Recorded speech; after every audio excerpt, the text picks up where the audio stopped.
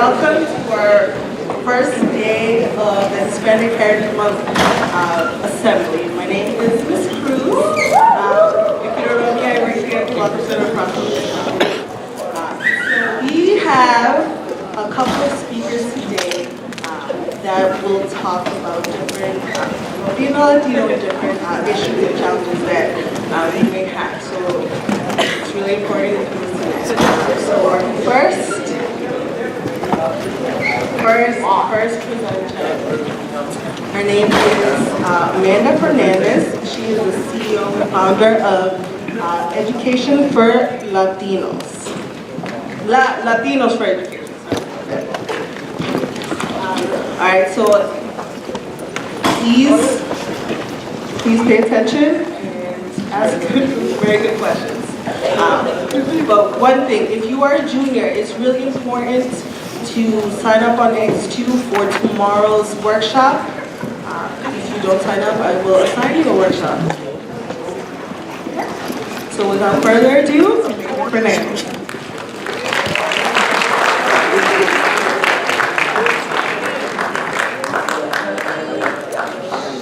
Hey, good morning. Buenos días. How is everyone? I can tell super excited to be here, but it's a block and you get to sit out of class for a few minutes. But I hope that we can impart a few words this morning that will help you understand a little bit more about what's happening in education with Latinos. Hopefully my story will help inspire some of you to keep persevering. And hopefully we can answer a lot of questions that you might have as you start thinking about your career and your schooling and what you want to do in the future. I'm going to start with a quote from one of my favorite books. Maybe you've read it. And when you want something, all the universe conspires to help you to achieve it. And when you want something, all the universe conspires to help you to achieve it. Does anyone know where that's from? It's a book called The Alchemist by Paulo Coelho. I like that story, that book, because it's about a young man named Santiago who saw bigger things in life for himself. And he went on a long journey to figure out how to have the universe conspire to help him achieve his dreams. We all have dreams, we all have aspirations, and we all have struggles, and we all have opportunities. So I am first generation in the United States. My parents came to the US and I was born here. I actually grew up in a very different environment than you all, in that I grew up in a very small town in Illinois. But there were no Latinos there. I really didn't have an understanding of how to connect with my culture. And if anything, my parents said, you have to assimilate. You have to learn how to be like everybody else. But I always felt like a square peg trying to get into a round hole. I didn't really ever fit. In high school, that was particularly true for me. I didn't do very well in high school. I didn't really have dreams or a vision for myself. I didn't have access to information. My parents had limited understanding of how to help me do well in school. I didn't get into AP classes. I didn't know how to navigate very well. My parents didn't know how to help me with their limited language and knowledge of how to navigate the school environment. So I kind of just got by. I also had to work.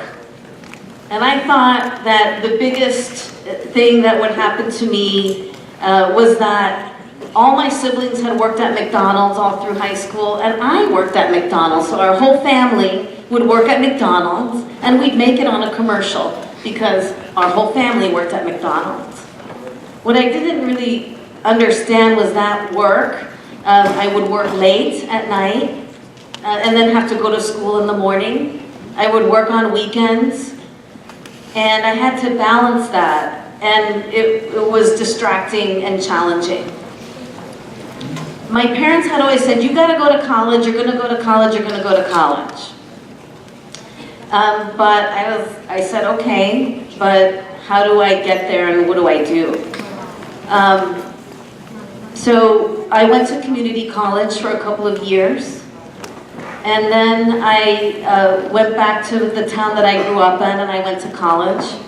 And I did okay in college, but I still didn't really have something really clear that I wanted to do. So I didn't say, oh, I'm going to be a teacher or a doctor or a lawyer. I really didn't know. So what I did know was that I didn't want to be drinking powdered milk anymore. I didn't want to drink, I didn't want to, I wanted my own Nike shoes and I wanted to be able to buy them. And so I knew I had to keep going and figuring things out. And what I figured out about myself is that I have an amazing amount of perseverance and tenacity. So I didn't know where I was going, but I'm going to go somewhere and I'm going to get somewhere. So my parents were like, you have to go work in corporate America. That's the thing to do. You got to go work for a big company. Okay, so let me figure out if I can get into a big company. I tried to get into a big company, and that didn't pan out so well in the beginning. My first job out of college was for $18,000, and I sold radar detectors. You don't even know what a radar detector is, do you? Ah, you do, that's awesome.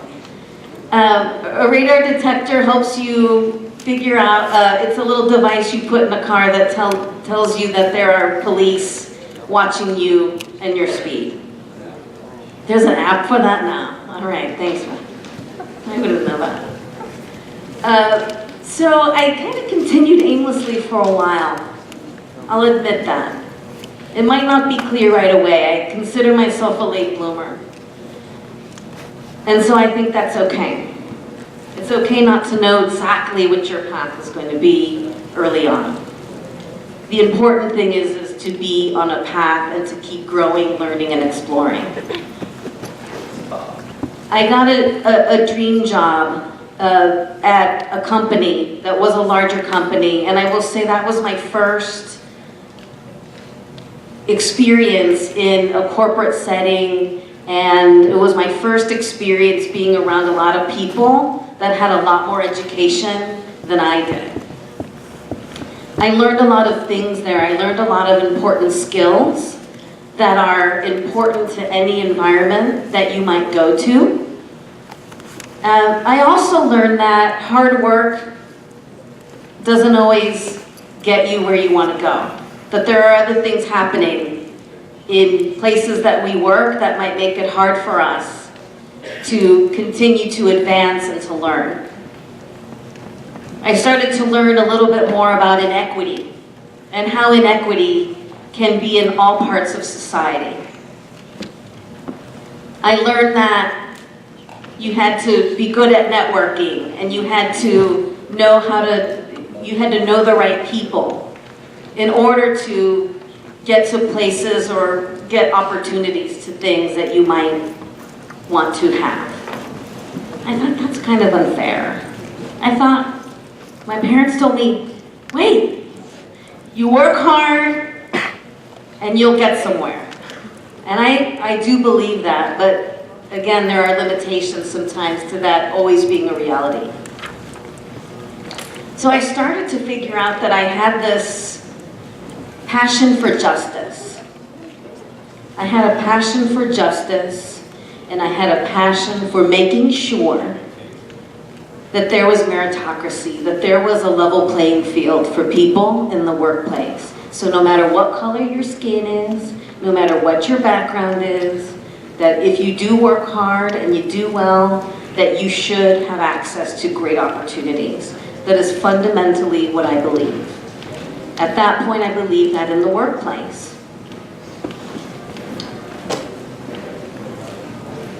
the workplace and making money helped me a lot to understand what was possible and to help me be independent and be able to take care of myself. But it wasn't fulfilling me enough. And I couldn't figure out what's wrong, right? Why do I not feel super passionate about working in a company? So in 2001, you all may have heard about this, 9/11. When the Twin Towers were attacked, I was living in New York City, and the company where I worked at was right across the street from where all the towers fell. And it was right after that that I said, enough, I've got to get focused here and actually do something that means something to me. And it was that led to this path that I've been on for about the last 10 years, and moving my career into a place where I'm working on the things that I really care about. But what was it that I really care about? I entered into the nonprofit world about 10 years ago, and I started to learn about education. And I started to learn about how in our country, education is not equal for everybody, and access to education isn't equal for everybody. And I, in particular, started to learn about what was happening in the Latino community specifically. And when I think about Latino community, it is a wide variety of nationalities, ethnicity, but I do look at the Latino community as one in many ways because we share common language, we share some customs, we share certain values. And so I really identified with wanting to reclaim my roots. I wanted to reclaim that part of me that I wasn't able to bring out in a corporate company setting. So I worked in a couple of places, and I started to really dig into achievement and what was happening in the Latino community at a national level. So I'm going to talk a little bit about that, and then how that led to what I'm doing today.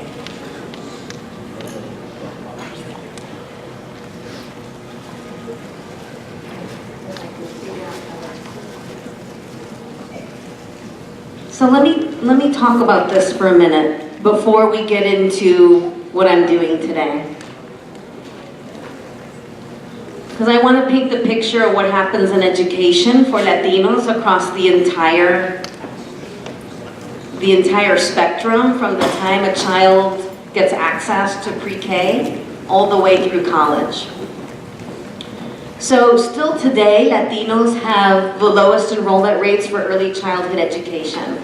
That's why you see, or you might hear, how in some states and in some places, there is a big push for universal access to pre-K. Once Latinos get to the 4th grade level, only 19% of Latino 4th graders are reading at levels of proficiency. When you get to college, thank you, let me share a couple of things that are happening here in the state of Massachusetts. So Massachusetts actually has the 16th largest Latino population in the United States. For such a little state, there are a lot of Latinos here. And when you think about the city of Boston, Somerville, Springfield, some of the other gateway cities like Lawrence, you're seeing super high percentages of Latinos in our country and in the state. I thought this was really interesting. The median age for Latinos is 26. and for whites, it's 42 years old.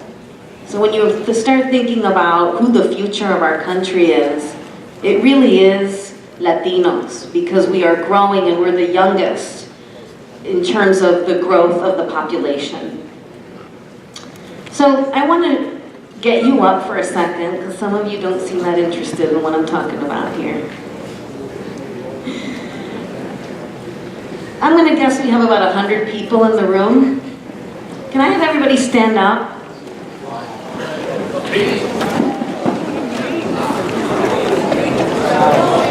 Hey, Chef. So, by your standing up, we're going to have you as a sample of 100 Latinos. That's who you are right now.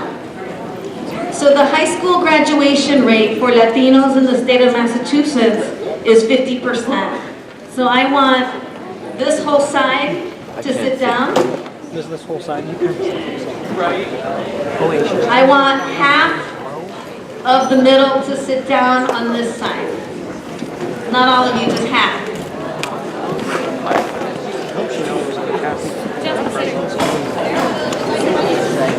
You all sit down back there too. On that side. That's good. That's good. That gives a picture. So college-going rates for Latinos are going up. So about 25% of Latinos go to college. So I'm going to have this whole side over here sit down. So this group right here is approximately the percentage of Latinos that go to college. I want the back half of you to sit down.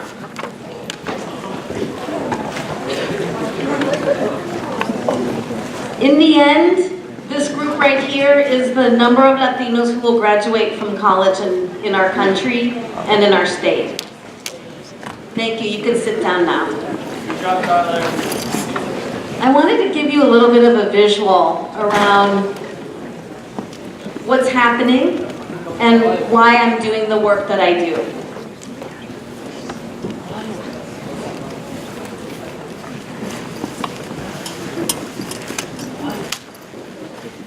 So I started this organization. It's a nonprofit called Latinos for Education. And as the name connotes, we are an organization that's really dedicated to, in the end, making sure that many more Latino students are accessing great education and are on a path to prosperity.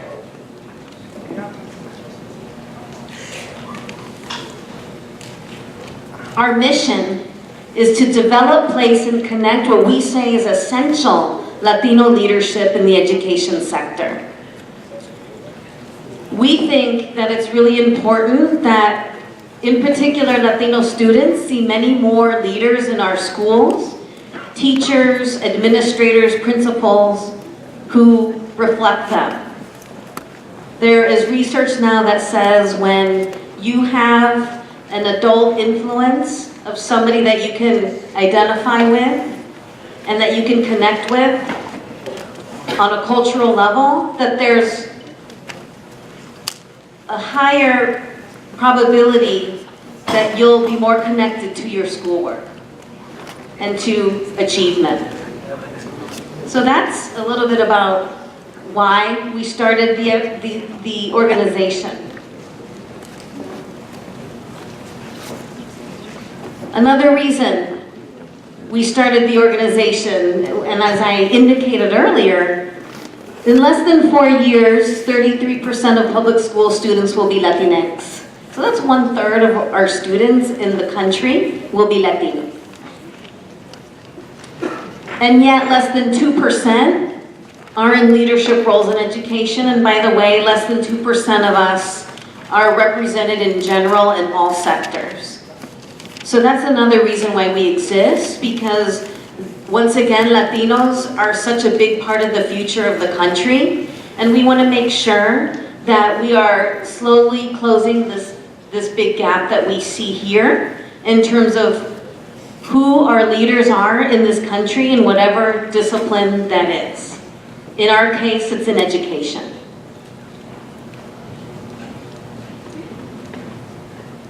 I already talked about the representation of Latinos in Massachusetts.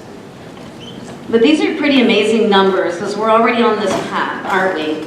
Where in Boston, 41% of the student population is Latino.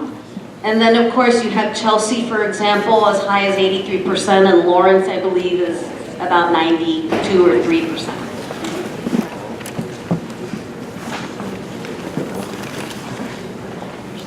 So there's something that I believe about equity and equality. I believe there's a big component of power, and where power sits in decision making.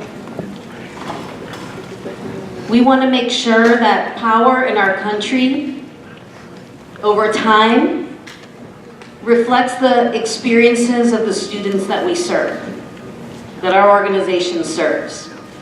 And we believe that diverse leadership is essential. And not just Latino, but we are, in many cases, already a majority country in a lot of places, and our leadership needs to reflect that.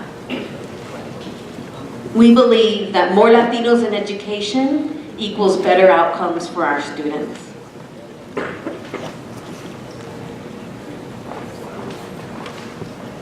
This is a lot to read. I'm going to close out here in a second. So I never envisioned that I could be a CEO of anything. That's not what I was brought up to do. I was brought up to find a nice husband and get married. And I said, no, this is not what my plan is going to be.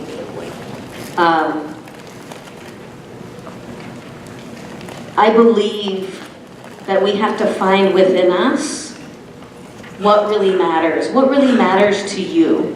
What really matters to you? What really matters to you? And you are at an age where you need to find out what matters to you. You are the future. What you want to do matters. And in my case, service matters. I believe that it is my responsibility, because of the opportunities that I've received, to give back, to be responsible in giving back to what my community is asking of me. And when I'm tapped to contribute back to the community, I'm going to do it. I'm really humbled to say that as recently as last week, I was named to the State Board of Education for the state of Massachusetts. So what I want to impart with you is I never envisioned myself there. I thought that was for other people, to be in this room of power, of people with a lot of money that I don't have. But my voice matters now. And so when will your voice matter? What are you going to do with your voice so that it matters? So that you are at the table, especially if you are the only brown or black person in the room. What are you going to do so that your voice is there, so that it's present? And white people in the room, what are you going to do to make sure that you are expanding the table and opening opportunities? We all have a lot of common things that we're all battling. And find that commonality among us, because we're in a state right now as a nation and as a world where if we aren't looking for that, we're in trouble. And this room is representative of what our country is, and I'm really excited to see that our country is reflected right in this room. So I ask, what are you going to do? What are you going to give back? What is the seat at the table that you will demand? Because it will require that of all of us. And what are you going to put out there? What do you want? What do you want? And then when you decide what you want, what are you going to ask the universe to do to conspire with you so that you can achieve it? because I've been able to do that, and I am blessed that I am achieving a vision for myself right now that I never thought I could have. So I challenge you to do that too. Thank you very much.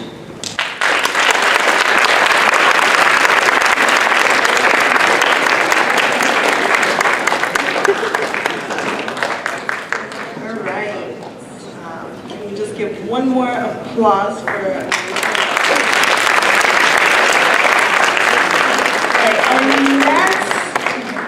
presenter? His name is Latinos Nova. And he is the CEO of Junior Achievement of Northern New England. So give him a round of applause.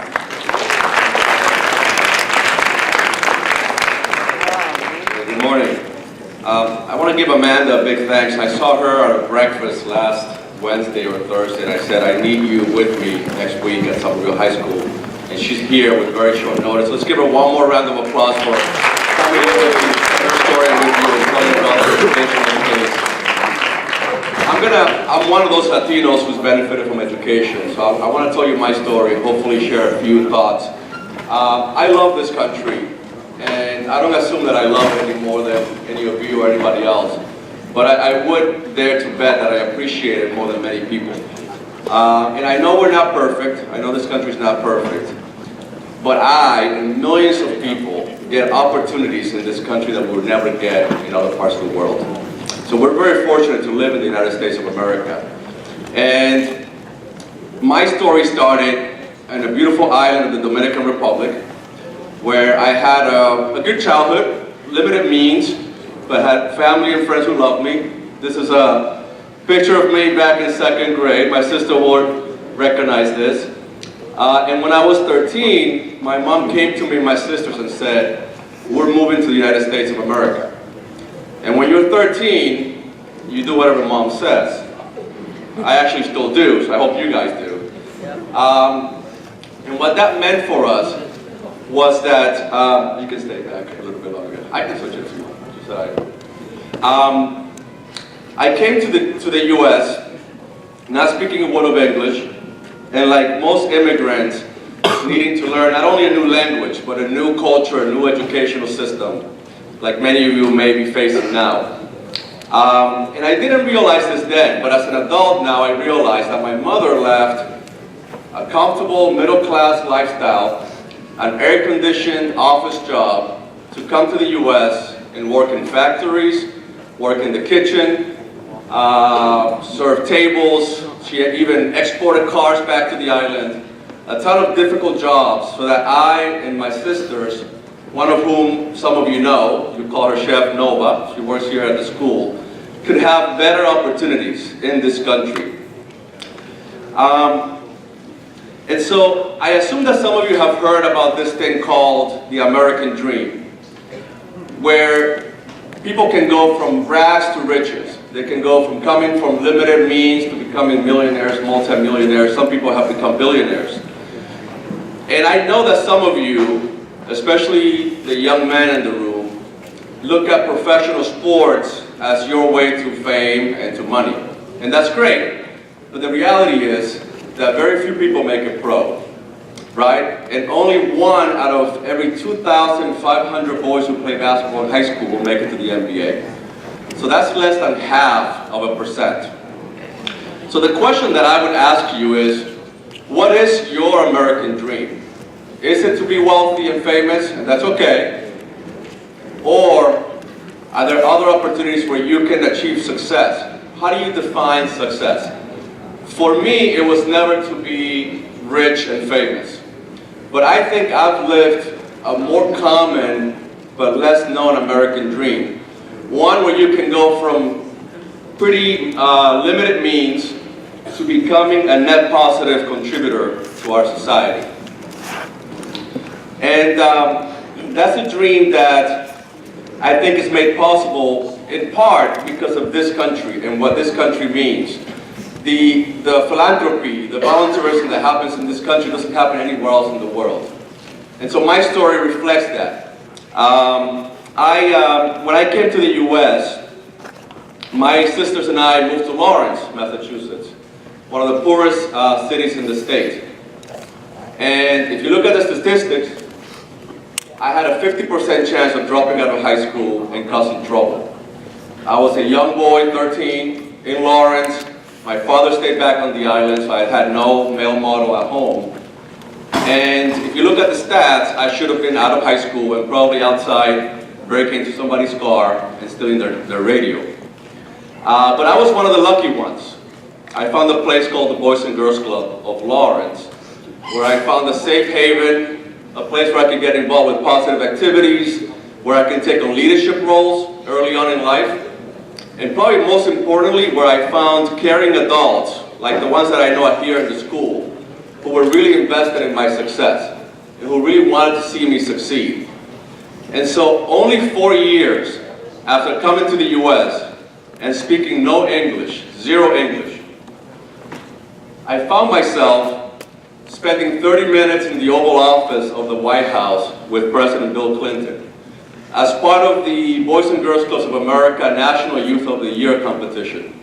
So this is me here, about 23 years ago, about 50, 60 pounds ago, when I was really skinny. And it just shows you that it had nothing to do with me, right? I was not the smartest kid in my class. I was a B student, B plus sometimes.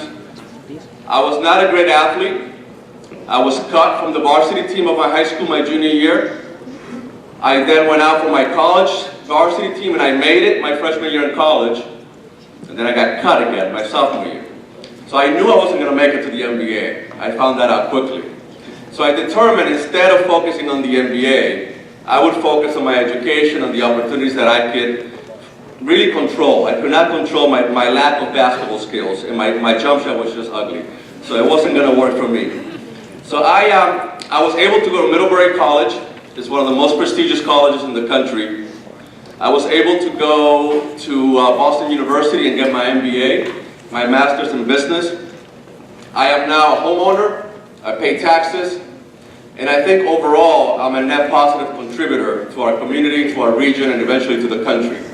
So again, I'm not a multimillionaire. I didn't live that American dream that people think of. But I feel many of you can achieve, some of you will achieve that dream, and hopefully you will, and you remember us when you become famous. But most of us won't. So most of us should focus on what can I do, not just to better myself, but to better my community. And so instead of becoming a burden on society, I served this country as a Peace Corps volunteer in South Africa. I spent 3 years in South Africa when I graduated from college. And I was making about $2,000 a year, about $200 a month. So I definitely was not becoming rich, and that was not part of my plan. When I came back to the US, I went back and I worked for the same Boys and Girls Club that was so important to me growing up, and I spent 5 years there. And then, in 2006, my wife and I found out we were having twins. And not only were we having twins, but we were having twin girls. So I started thinking, that's 2 quinceañeras, that's 2 college tuitions at the same time, that's 2 weddings that as the dad I'll have to pay for eventually. So I decided to try the private sector and see if I could make a little more money for my family. And in 2006, I joined a company called Fidelity Investments in Boston.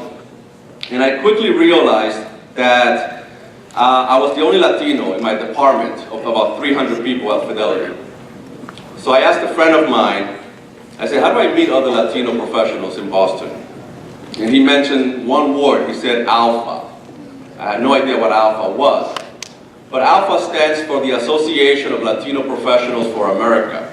It's a national networking organization, leadership development organization that connects Latino professionals and college students, by the way, with each other and with some of the best companies in the world.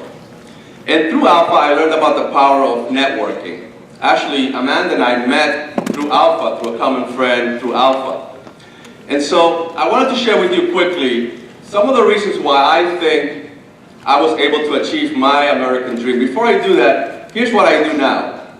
So I'm the CEO of Junior Achievement, and we teach young people really critical life skills that they may not be getting at school because your teachers are focused on your academics, or they may not be getting at home. And that's how do you understand and manage your money as you get older? Financial literacy. The skills and the confidence to know that you can start your own business eventually, entrepreneurship. And lastly, we teach young people about the careers of the future and how they can get there. But here are quickly the reasons why I think I've done okay in life. The first one is just luck. I mentioned my mom decided to bring us to the US. I had no control over that decision, and so it required no skills for me to do that. I just had a lot of luck. She brought me here, and I was able to gain opportunities. The other one, though, I did have control over, right? So there are millions of people who can be considered to be lucky who live in the US. But not everybody goes after and recognizes the opportunities in front of them and takes advantage of them. I definitely did. And so, as I look at my career, I've been looking to leverage my opportunities all the time. Okay, when I was 14, I transferred from Lawrence High School where I was in the bilingual program. I was getting straight A's. I was hanging out with my friends who spoke Spanish from DR. I was very comfortable. And I decided to go to a small Catholic school where I was the only Latino in my class, 5 maybe in the whole school. And I went from straight A's to B's, C's, and maybe a D here or there. I was not among people who looked like me or spoke my language. Basically, I went from a comfortable situation to a more challenging situation. And what that resulted in was I learned to speak English much quicker. I was challenged academically. I was challenged socially. And so I would ask you, don't go the easy way out, right? If there's an opportunity for you to challenge yourself, it's gonna pay off later on in life. Don't just go with the easy way out. I mentioned this word, networking. Networking is something that adults and professionals do. It's where you connect with other people, you support each other. But it's not too early for you guys to start networking, okay? Your teachers, school administrators, community leaders. And by the way, if you can do me a favor and look to your right, okay? Look to your left. You may be sitting next to the future governor of Massachusetts. You may be sitting next to a future corporate leader. Don't laugh, they're here. You may be sitting next to a great future leader, political leader, nonprofit leader, corporate leader. So why not treat yourselves with respect? Why not always treat your classmates with respect, look out for each other, have each other's backs, and stay in touch? Okay, it starts now. And then the last one, last reason why I think I've become successful in my career. A few years ago, I read a book called The Go-Giver. It's about 90 pages long, very easy read. I highly recommend it. And so we normally think about people who are successful as go-getters, right? They work hard, they'll do anything they can to succeed. But what we don't know is that some go-getters are happy to step on anybody else's future and success to get their own success. What this book argues is that by being a giver, you are much more likely to succeed because you're not stomping on anybody else's success.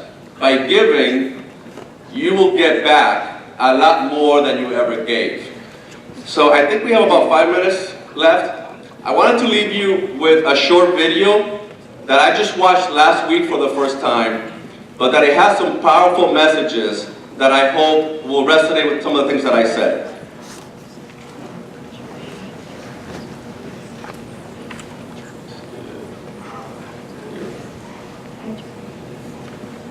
Change the world, start off by making your bed.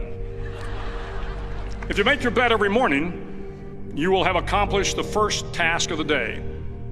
It will give you a small sense of pride, and it will encourage you to do another task, and another, and another. And by the end of the day, that one task completed will have turned into many tasks completed. Making your bed will also reinforce the fact that the little things in life matter. If you can't do the little things right, you'll never be able to do the big things right. And if by chance you have a miserable day, you will come home to a bed that is made, that you made. And a made bed gives you encouragement that tomorrow will be better. To pass SEAL training, there are a series of long swims that must be completed. One is the night swim. Before the swim, the instructors joyfully brief the students on all the species of sharks that inhabit the waters off San Clemente. They assure you, however, that no student has ever been eaten by a shark, at least not that they can remember. But you are also taught that if a shark begins to circle your position, stand your ground. Do not swim away. Do not act afraid. And if the shark, hungry for a midnight snack, darts towards you, then summons up all your strength and punch him in the snout, and he will turn and swim away. There are a lot of sharks in the world. If you hope to complete the swim, you will have to deal with them. So if you want to change the world, don't back down from the sharks. Over a few weeks of difficult training, my SEAL class, which started with 150 men, was down to just 42. There were now 6 boat crews of 7 men each. I was in the boat with the tall guys, but the best boat crew we had was made up of the little guys, the Munchkin crew, we called them. No one was over 5'5". The Munchkin boat crew had 1 American Indian, 1 African American, 1 Polish American, 1 Greek American, 1 Italian American, and 2 tough kids from the Midwest. They out-paddled, outran, and outswam all the other boat crews. The big men in the other boat crews would always make good-natured fun of the tiny little flippers the Munchkins put on their tiny little feet prior to every swim. But somehow these little guys from every corner of the nation and the world always had the last laugh, swimming faster than everyone and reaching the shore long before the rest of us. SEAL training was a great equalizer. Nothing mattered but your will to succeed, not your color, not your ethnic background, not your education, not your social status. If you want to change the world, measure a person by the size of their heart, not by the size of their flippers. The 9th week of training is referred to as Hell Week. It is 6 days of no sleep, constant physical and mental harassment, and 1 special day at the Mud Flats. The Mud Flats are an area between San Diego and Tijuana where the water runs off and creates the Tijuana Sloughs, a swampy patch of terrain where the mud will engulf you. It is on Wednesday of Hell Week that you paddle down to the Mud Flats and spend the next 15 hours trying to survive the freezing cold, the howling wind, and the incessant pressure to quit from the instructors. As the sun began to set that Wednesday evening, my training class, having committed some egregious infraction to rules, was ordered into the mud. The mud consumed each man till there was nothing visible but our heads. The instructors told us we could leave the mud if only 5 men would quit. Only 5 men, just 5 men, and we could get out of the oppressive cold. Looking around the mud flat, it was apparent that some students were about to give up. It was still over 8 hours till the sun came up. 8 more hours of bone-chilling cold. The chattering teeth and the shivering moans of the trainees were so loud, it was hard to hear anything. And then one voice began to echo through the night. One voice raised in song. The song was terribly out of tune, but sung with great enthusiasm. One voice became 2, and 2 became 3, and before long, everyone in the class was singing. The instructors threatened us with more time in the mud if we kept up the singing, but the singing persisted, and somehow the mud seemed a little warmer, and the wind a little tamer, and the dawn not so far away. If I have learned anything in my time traveling the world, it is the power of hope. The power of one person, a Washington, a Lincoln, King, Mandela, and even a young girl from Pakistan, Malala. One person can change the world by giving people hope. So if you want to change the world, start each day with a task completed. Find someone to help you through life. Respect everyone. Know that life is not fair and that you will fail often. But if you take some risks, step up when the times are the toughest, face down the bullies, lift up the downtrodden, and never ever give up. If you do these things, the next generation and the generations that follow will live in a world far better than the one we have today. And what started here will indeed have changed the world for the better.